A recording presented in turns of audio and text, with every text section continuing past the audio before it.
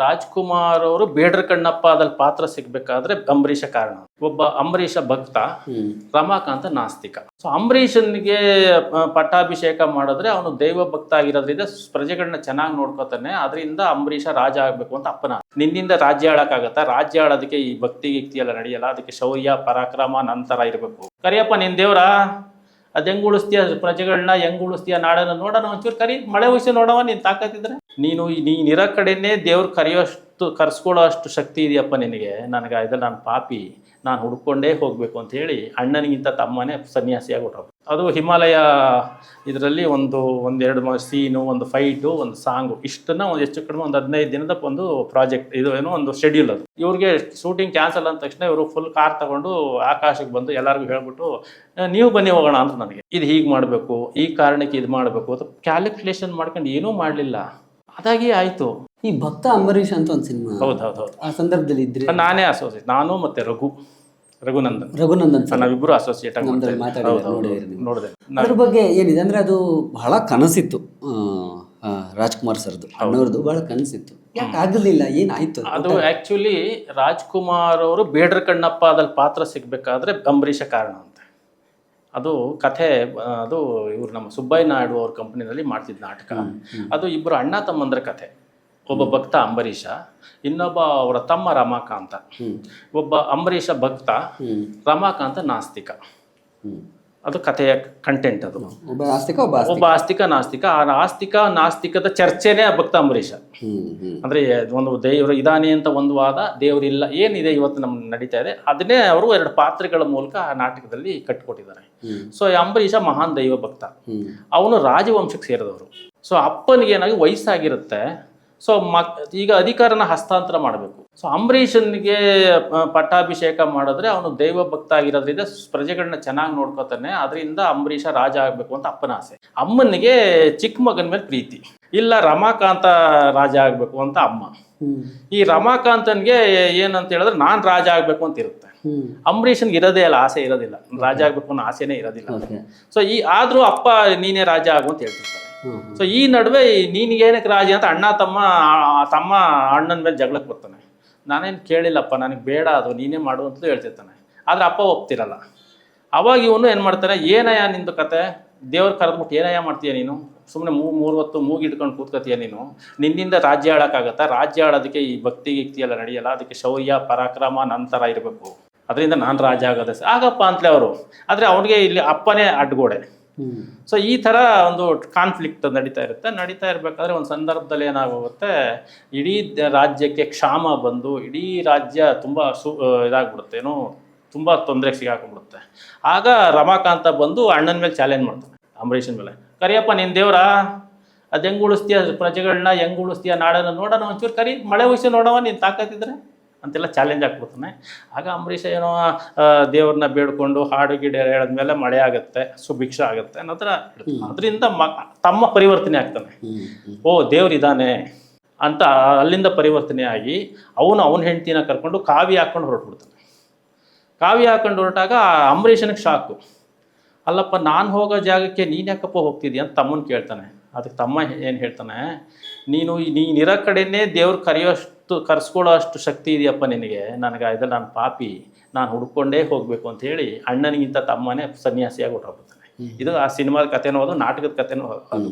ಆ ನಾಟಕದಲ್ಲಿ ರಾಜ್ಕುಮಾರ್ ಅವರು ರಮಾಕಾಂತನ ಪಾತ್ರ ಮಾಡ್ತಿದ್ರಂತೆ, ಆ ನಾಸ್ತಿಕನ ಪಾತ್ರ ಮಾಡ್ತಿದ್ರಂತೆ.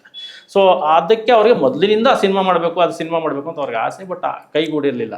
ಬಟ್ ಈ ಸತ್ ಮಾಡಲೇಬೇಕು ಅಂತ ಡಿಸೈಡ್ ಆಗಿ, ಸ್ಕ್ರಿಪ್ಟ್ ಎಲ್ಲ ಆಗಿ, ಡೈಲಾಗ್ ಆಗಿ, ಸಾಂಗ್ ರೆಕಾರ್ಡಿಂಗ್ ಕೂಡ ಆಗಿ, ಶೂಟಿಂಗ್ ಹೋಗ್ಬೇಕು ನಾವು. ಶೂಟಿಂಗು ಫಿಕ್ಸ್ ಆಗಿತ್ತು. ಅದು ಹಿಮಾಲಯ ಇದರಲ್ಲಿ ಒಂದೆರಡು ಸೀನು, ಒಂದು ಫೈಟು, ಒಂದು ಸಾಂಗು, ಇಷ್ಟನ್ನ ಹೆಚ್ಚು ಕಡಿಮೆ ಒಂದು 15 ದಿನದ ಒಂದು ಪ್ರಾಜೆಕ್ಟ್. ಇದು ಏನೋ ಒಂದು ಶೆಡ್ಯೂಲ್. ಅದು ಹಿಮಾಲಯದಲ್ಲಿ. ನಮ್ಮ ರಘುನ ಅಲ್ಲಿ ಐಸ್ ಇದೆಯಾ ನೋಡಿ ಅಂತ ಕಳಿಸಿದ್ವಿ ನಾವು. ಕಳಿಸಾಗ ಇವರಲ್ಲಿ ಹೋಗ್ಬಿಟ್ಟು ಏನು ಮಾಡಿದ್ರು, ಫೋನ್ ಮಾಡಿದ್ರು, ಇಲ್ಲ ಇಲ್ಲೆಲ್ಲ ಗ್ರೀನ್ ಬಂದ್ಬಿಟ್ಟಿದೆ, ಐಸ್ ಇಲ್ಲ ಈಗ ಅಂತ. ಸೊ ಅದು ಐಸಲ್ಲೇ ಮಾಡಬೇಕಾದಂಥ ಸೀನ್ ಆಗಿರೋದ್ರಿಂದ ಅಣ್ಣವ್ರು ಏನು ಮಾಡಿದ್ರು, ಹಂಗಾದ್ರೆ ಅದು ಆಮೇಲೆ ಮತ್ತೆ ಮಾಡ್ಕೊಳ್ಳೋಣ ಅಂದ್ಬಿಟ್ಟು ಶೂಟಿಂಗ್ ಕ್ಯಾನ್ಸಲ್ ಮಾಡಿಬಿಟ್ಟು, ಅಷ್ಟರಲ್ಲಿ ಅವ್ರು ಗಾಜನೂರಲ್ಲಿ ಒಂದು ಬಾವಿ ಒಂದು ಬೋರ್ವೆಲ್ ತೆಗ್ಸಿದ್ರಂತ. ಆ ಬೋರ್ವೆಲ್ ತೆಗ್ಸಿದ್ದಾರೆ ಅಂತ ಪಾರ್ವತಮ್ಮನವರು ನಮಗೆ ಅಲ್ಲಿ ಹೋಗಿ ಅಲ್ಲಿ ಒಂದು ಬಿಂದಿಗೆ ನೀರು ಹಿಡ್ಕೊಂಡು ಬಂದು ತೀರ್ಥದ ಥರ ಕೊಟ್ಟಿದ್ರು ನಮಗೆಲ್ಲ. ಅಂದ್ರೆ ಅವ್ರದ್ದು ಏನೋ ಅವ್ರ ಪ್ರೀತಿ ನಮ್ಗೆ ಸರಿ ಅಂತ ಹೋದ್ವಿ. ಇವ್ರಿಗೆ ಅದು ಹೋಗಿ ನೋಡ್ಬೇಕು ಅಂತ ಒಳಗಡೆ ಇತ್ತು ಅಣ್ಣವ್ರಿಗೆ. ಬಟ್ ಈ ಸಿನಿಮಾ ಶುರುವಾಗುತ್ತೆ ಅನ್ನೋ ಕಾರಣಕ್ಕೆ ಹೋಗಿರ್ಲಿಲ್ಲ. ಯಾವಾಗ ಅದು ಕ್ಯಾನ್ಸಲ್ ಆಯಿತು ಅದೇ ಒಂದು ಟೈಮು ಅಂತ ಹೇಳ್ಬಿಟ್ಟು ಬನ್ನಿ ಗಾಜನೂರ್ಗೆ ಹೋಗೋಣ ಅಂತ ಹೊರಟ್ಬಿಟ್ರು. ಅವರು ಇನ್ನೂ ಸಾಂಗ್ ರೆಕಾರ್ಡಿಂಗ್ ಆಕಾಶಲ್ಲೇ ನಡೀತಾ ಇದೆ. ಇವ್ರಿಗೆ ಶೂಟಿಂಗ್ ಕ್ಯಾನ್ಸಲ್ ಅಂದ ತಕ್ಷಣ ಇವರು ಫುಲ್ ಕಾರ್ ತಗೊಂಡು ಆಕಾಶಕ್ಕೆ ಬಂದು ಎಲ್ಲರಿಗೂ ಹೇಳ್ಬಿಟ್ಟು ನೀವು ಬನ್ನಿ ಹೋಗೋಣ ಅಂದರು ನನಗೆ.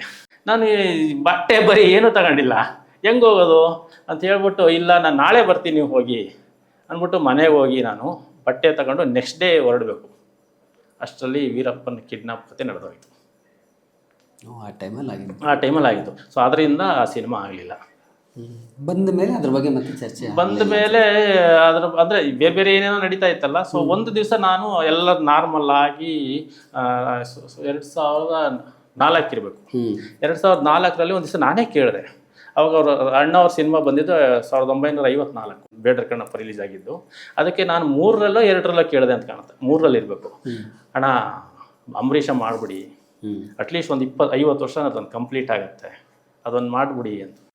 ಹಾಂ ಹೌದೌದು.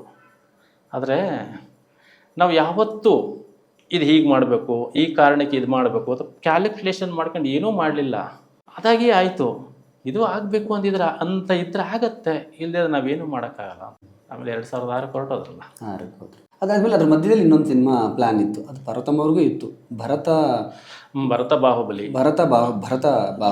ಬಾಹುಬಲಿ ರಾಜ್ಕುಮಾರ್ ಅವರಿಗೆಲ್ಲ, ಶಿವಣ್ಣ ಮತ್ತೆ ಅಪ್ಪು ಅವರಿಗೆ. ಅವಾಗ ಅಣ್ಣ ಅವ್ರ ಸಿನಿಮಾ ಬಂದಿದ್ದು 1954 ಬೇಡ್ರ ಕಣ್ಣಪ್ಪ ರಿಲೀಸ್ ಆಗಿದ್ದು. ಅದಕ್ಕೆ ನಾನು 3ರಲ್ಲೋ 2ರಲ್ಲೋ ಕೇಳಿದೆ ಅಂತ ಕಾಣುತ್ತೆ. 3ರಲ್ಲಿ ಇರಬೇಕು.